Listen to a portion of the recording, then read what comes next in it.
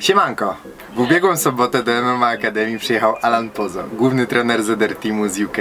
Była to taka okazja, że nie mogło mnie tam zabraknąć. Wziąłem swoją kamerę, spakowałem się i pojechałem na seminarium.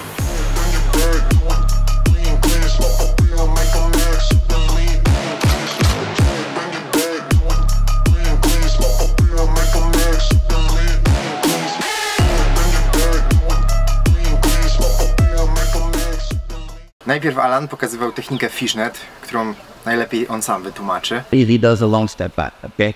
When the guy does the long step back, so what I want to do is make sure that here I move immediately. I don't stay here long. So I'm going to drag. And now I get the lockdown in. You see? I think so now I'm in the fishnet. So now it's much harder for him to stay. Okay, guys, for him to get out. Now I clinch and I'm going to try to open his elbow. You see how I open his elbow here? And now as I open his elbow, I'm going to hip bump. I'd like to get the double underhooks here though. Okay, guys? Let's try. Why will he tap? I need to understand this. I'm using the muscle, this muscle here of the armpit you have connected right here. Now I need to walk backwards. I need to sprawl a little bit. Look. To find exactly. This is the only thing keeping your balance is the toe. Sometimes I get like this equal side. Nie udało mi się nagrać rundy z Alainem, ale nagrałem rundę z Bobbym, który przyjechał razem z nim. Również czarny pas z Brazylii. Runda była mega energiczna i dużo się działo, także zapraszam. Piątka na start i zaczęliśmy od zapasów. Bobby wolał jednak wciągnąć do gardy. Ja ostatnio lubię pracować z góry. Złapałem go za nogi i próbowałem wybić z balansu.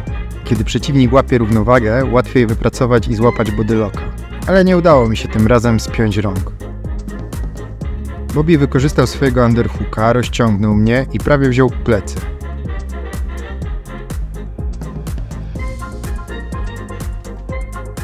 Ostatecznie wylądowaliśmy w gardzie zamkniętej i poza kadrem. Tutaj Bobby próbował zaskoczyć więzienną techniką dźwigni na nadgarstek. Dużo nie brakowało, bo kompletnie się tego nie spodziewałem. Na szczęście Brazylijczyk zrezygnował z dźwigni, a ja próbowałem otworzyć i przejść gardę. Dobrze kontrolował moją posturę, a dodatkowo ładnie wkręcił się pod moją nogę, wysunął biodra i wykonał tzw. flower sweep, prosto do dosiadu.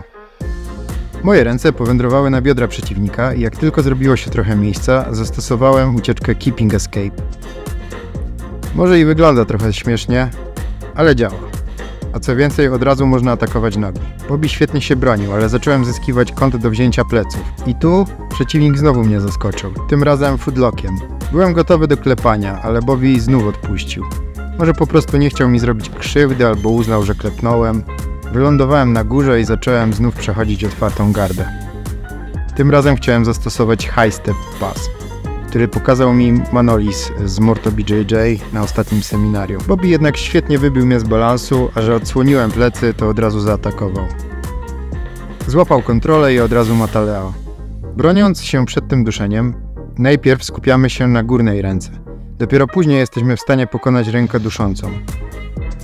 Udało mi się przetrwać pierwszy atak, ale Bobby nie rezygnował. Zapiął trójkąt na moim korpusie i pracował nad duszeniem. W międzyczasie przykontrolowałem jego ręce, tak żeby nie mógł zapiąć duszenia i takimi jakby nożycami uwolniłem się z trójkąta. Na sekundę oddałem dosiad, ale wyszedłem z opresji znów keepingiem. Tym razem zostałem dłużej w single leg X-ie. Niosłem jego stopę z maty i chciałem zaskoczyć taktarowem. Kiedy próbowałem zmienić ustawienie nóg, Bobby znalazł miejsce i przeszedł do pozycji bocznej.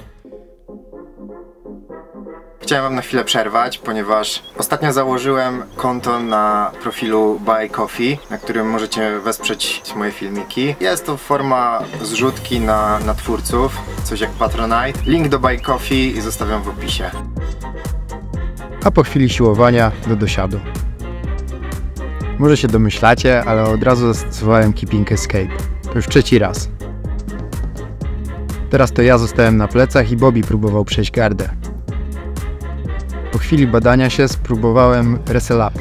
Doszedłem do single lega, ale miałem trochę za nisko głowę. Przeciwnik złapał gilotynę. Po tym jak wylądowaliśmy na ziemi, wymostowałem nad nim i próbowałem wykręcić się do pozycji bocznej. Bobby jednak był szybszy i wylądowaliśmy w żółwiu.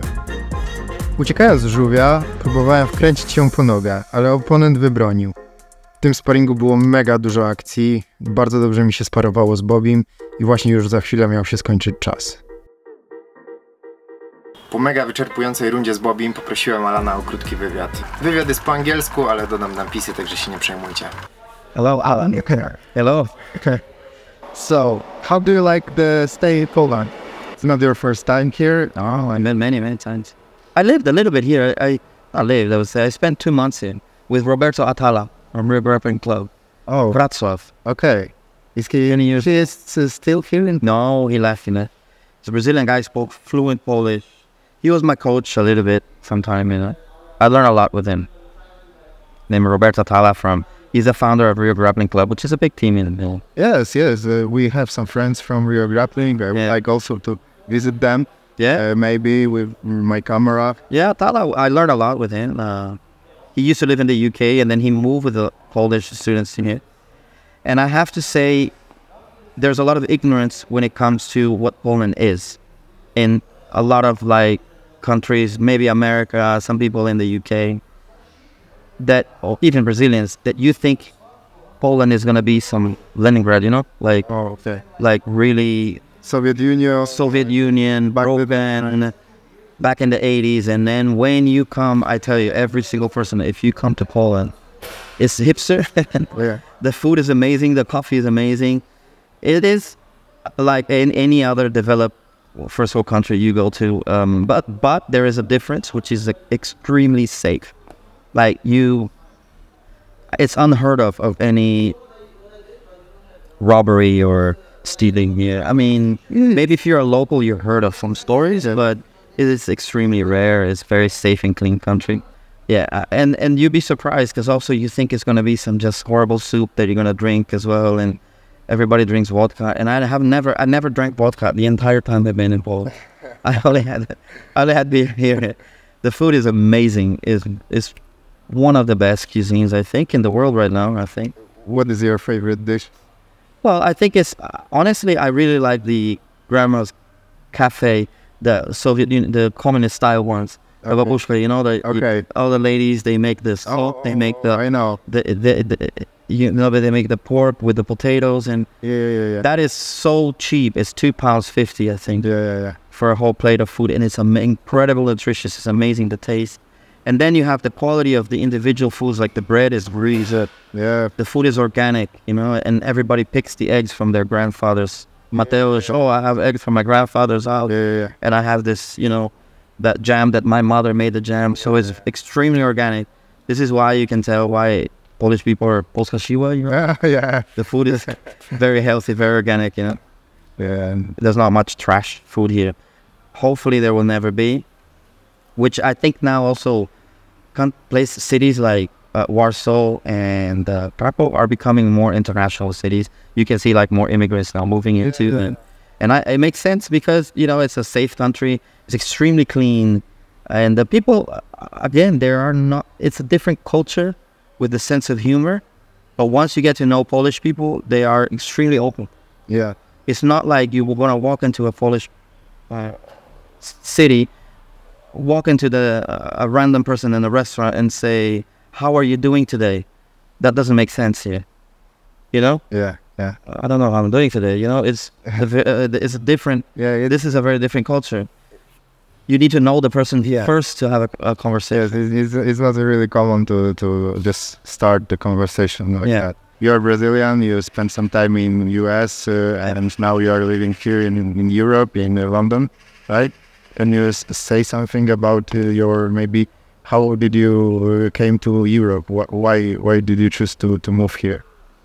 My story is not a unique story with Brazilian. Okay. A lot of Brazilians like to say, "Jiu-jitsu saved my life." I struggle. It's not a unique. Everybody wanted to leave. Brazil in the 90s was a very difficult place to live, but it wasn't unique.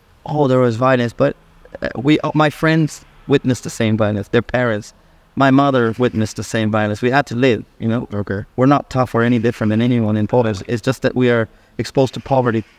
So you don't want to live in constant poverty. I wasn't poor, but you witnessed poverty in front of you. So I was lucky that I left to Europe, you know, and to initially I left to Spain. Okay. But I never had any thought about teaching jiu-jitsu. Hi. But I never had any like clear thing that I was gonna do this.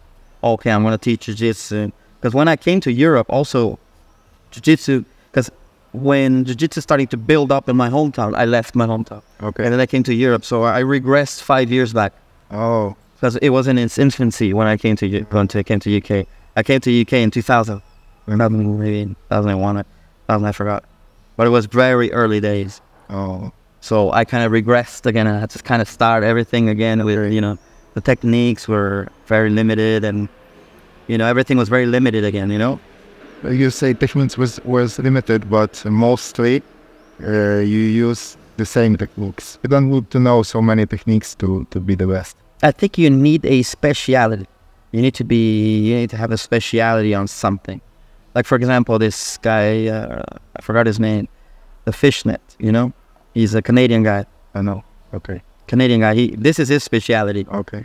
And I notice when he's competing against my students, you know, some of my students win, but sometimes he wins. And I notice when he gets to that position, it's very difficult to get out because that's his speciality. Yeah. I think you should have some sort of speciality, you know, some really good techniques that you should have.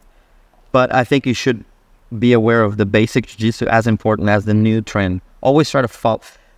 This is a very important advice I can give to any new coach from years of experience, because I've seen failures so many times, people failing, and I kept going, and I'm still here. And one of the things is like, never copy anyone. Be yourself. Danaher is very popular now. I'm not gonna start talking like Danaher. Yeah. I'm not gonna start teaching like Danaher. Yeah. I don't care, you know. I can see his techniques. I can see the techniques in his team are amazing. I can try to follow the trend and get my no-gi up. So I do some privates with my own students, you know.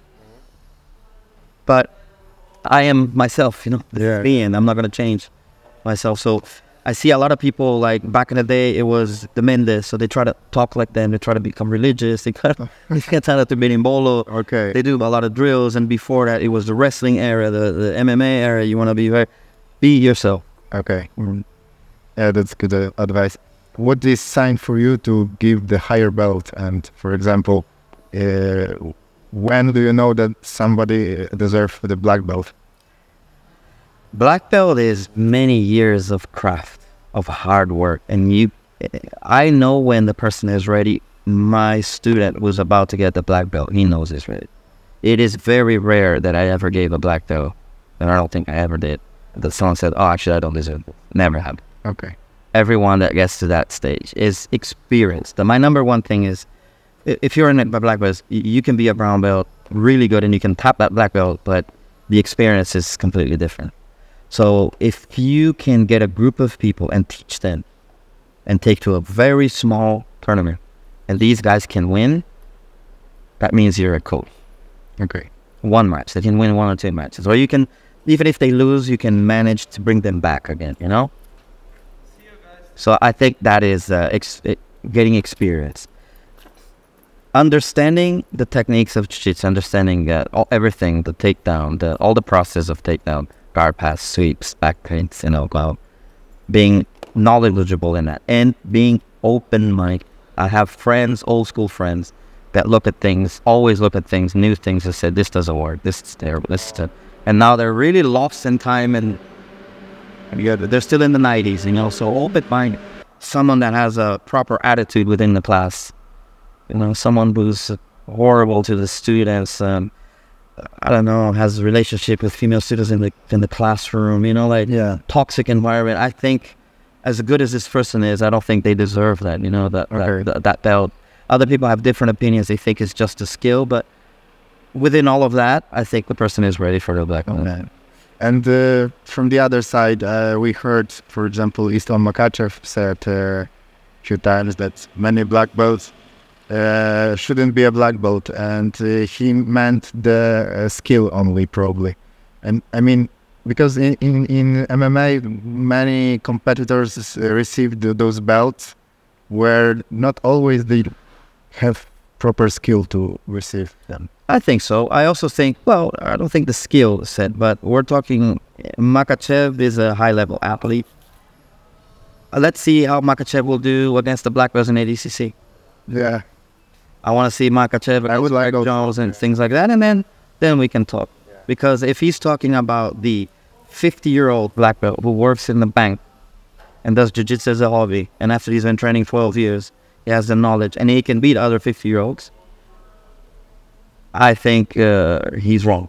Yeah. You know, he's, it will be the same thing. I think there's a lot of people who shouldn't be wrestlers. I took some wrestlers down. Then that person is not a wrestler as well. Yeah. I think Makhachev has a vision of someone who lives in a bubble his entire life and doesn't see the big, broad. Yeah. Hopefully he will have a lot of money after that, and he doesn't need to live off jiu-jitsu or has a grappling school, because if he has a grappling school in Europe, it won't do very well. Yeah, it's a really nice conversation, and I think we can talk like that hours. But I would like to finish this interview. Thank you very much. Thank you very much for the trainings, for your knowledge, for this interview, and I hope to see you soon, either back here in Poland, or maybe I will go to your gym. Of course, anytime in the UK in London. Yeah. Come do some filming there. I hope so. Yes. Maybe. Yeah, we'll arrange. Great. Thank you very much. Dzięki, że zostałeś ze mną do końca. Jeżeli Ci się podobało, zostaw lajka i komentarz, a także postaw subskrypcję, jeśli chcesz zobaczyć więcej takich filmików.